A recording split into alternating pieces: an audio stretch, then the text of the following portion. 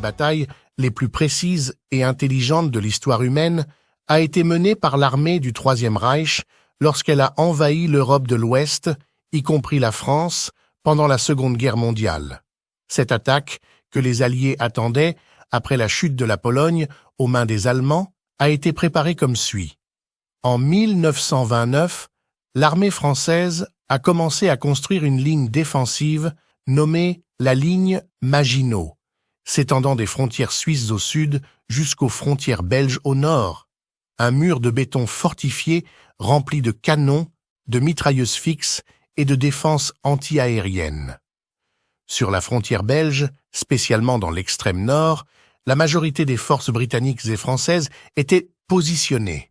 Mais entre ces deux sections se trouve la forêt des Ardennes, une région montagneuse, pleine de longs arbres et quasi impossible à traverser.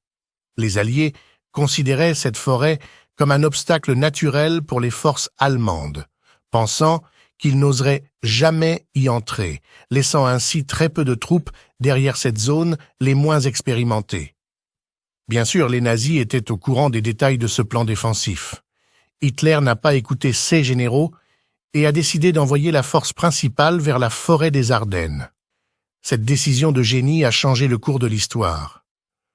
La bataille a commencé le 10 juin 1940 et la deuxième force allemande avait pour mission d'occuper les Pays-Bas et la Belgique, tandis que la troisième force attaquait la ligne Maginot, son but n'étant pas de franchir cette ligne, mais simplement de garder les forces défensives à leur place. Les forces alliées sont tombées dans le piège et sont rentrées en Belgique pour affronter la deuxième force allemande. Pendant ce temps, la première force, principalement composée de forces panzer, a envahi le territoire français en passant par la forêt des Ardennes, utilisant la tactique du blitzkrieg ou guerre éclair.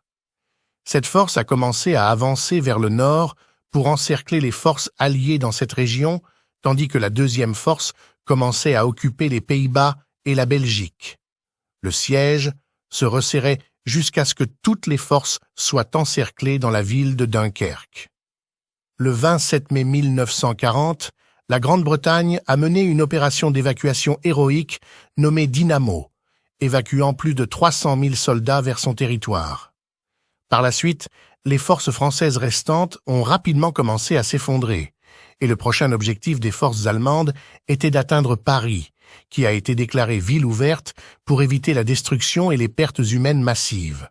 Les Allemands sont entrés à Paris le 14 juin et le 22 juin, le général français Philippe Pétain a signé un armistice avec l'Allemagne qui contrôlait une grande partie du pays, tandis que l'autre partie tombait sous le gouvernement de Vichy, très coopératif avec les nazis au point de leur livrer les Juifs de France.